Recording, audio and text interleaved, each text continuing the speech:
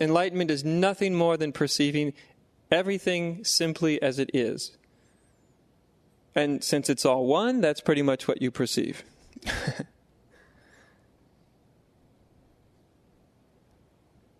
That's what enlightenment is.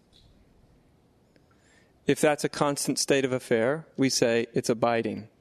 Abiding simply means it always is. Without effort, without strain.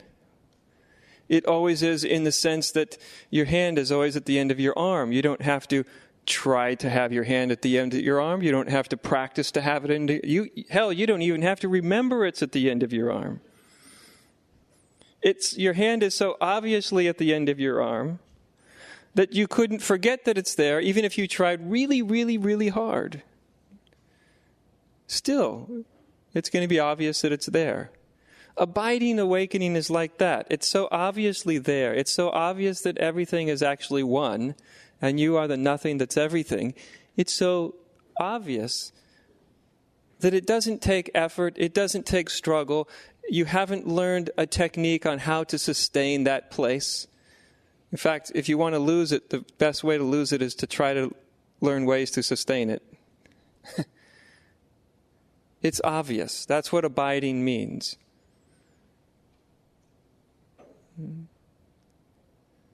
But much more common than abiding awakening is non-abiding awakening. Kind of comes and goes, flickers in and out. See through the veil and then you don't. Everything seems very clear in the next minute or the next day or the next week. It's not so clear. That's much more common. So the natural question then becomes, how do I stay in that state? Some version of how do I stay in that state? Which, it's entirely the wrong question. It's an understandable question. It seems totally reasonable, does it not? You visit paradise and then you think, well, how do I stay in paradise? But of course, it's entirely the wrong question. It just seems like the obvious one. But the question itself, how do I sustain this or how do I stay in that realization, is actually coming from a place of misunderstanding. Even the question itself.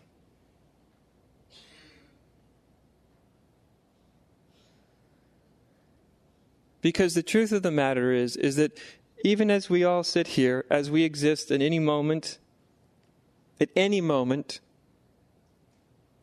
ultimate reality is the only thing that's actually happening. It's the only thing that actually exists, right?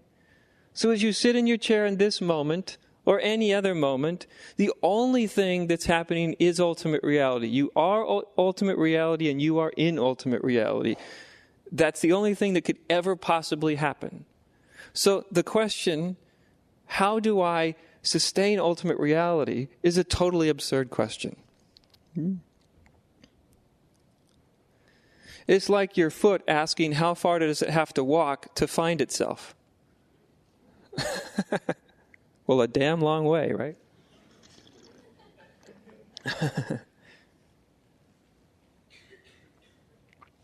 And usually the answer that we get is some sort of version of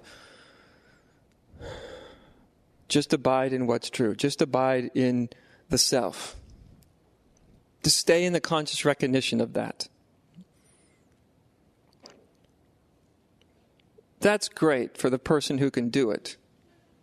Of course, the person who can do it is the person who's not trying to do it. If you're trying to do it, it means you're already out of the state. You see what I mean? Because when you're in the state, you can't possibly be trying to be in it. The two don't go hand in hand. So since there is only the ultimate reality, trying to get back to ultimate reality, or sustain the ultimate reality, even to sustain the perception of it, is to ask the wrong question. When you start to understand that there is only the truth, whether it's recognized or not,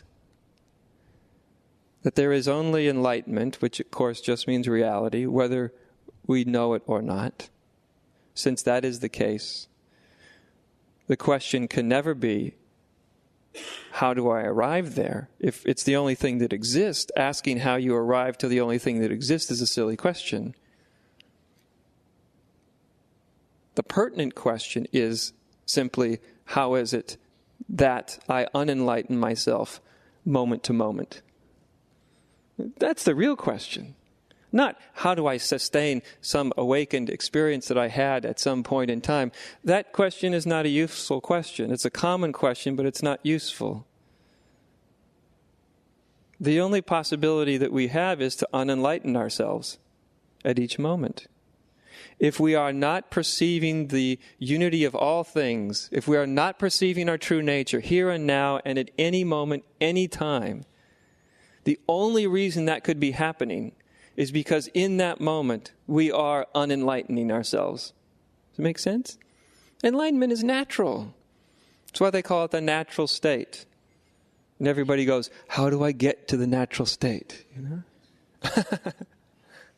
It's like somebody saying, how do I relax? Yeah. Whatever you're doing, don't do that anymore. That's how you relax. Including trying to relax. Stop doing that and it'll be fine, But when you see the significance of this, it changes your whole approach. It changes the whole paradigm of which you approach this particular dilemma that many people have in their spiritual lives. Instead of trying to sustain something, or even think about trying to sustain something, or stay in some experience, or grab hold of it, or maintain it. Instead, which is inherently disempowering because you tend to fail at it. And the reason you tend to fail at it is because you're going about it in the wrong way. As I said, the real question is how do I unenlighten myself? Since everything is one, how do I convince myself that it's not?